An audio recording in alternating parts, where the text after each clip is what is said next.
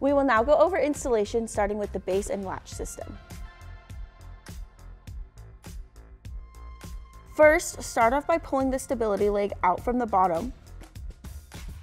Rotate the rigid lower anchors out from the storage section of the base and place the base onto the vehicle seat. Use those rigid lower anchors to attach the base securely to the vehicle seat until the indicators turn from red to green.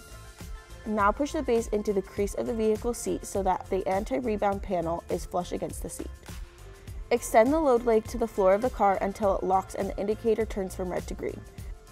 Check for stability. The base should not move more than an inch from the seat. You can now place the car seat on the base. You will hear it click, indicating it's on properly.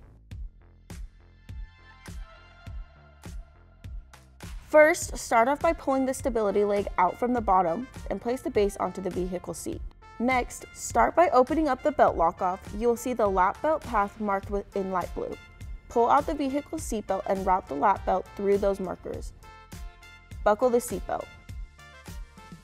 Make sure to route the shoulder belt diagonally through those blue path indicators. Pulling out all the slack, then close the belt lock-off.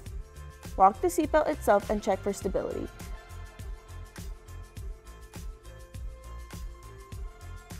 The base should not move more than an inch from the seat.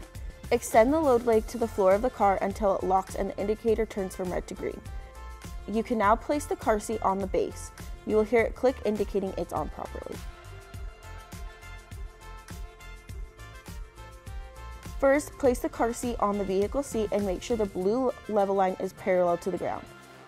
Next, pull the vehicle seatbelt out and thread the lap belt through the seatbelt guide on either side of the car seat. Buckle it into place. You will then pull the shoulder belt around the back of the car seat, thread it through the European belt path and guide it around the car seat. Then make sure the seatbelt is in locked mode. While pushing down on the child restraint, pull up on the shoulder belt to remove all the slack from the lap belt. Check for stability. The car seat should not move more than an inch from the seat.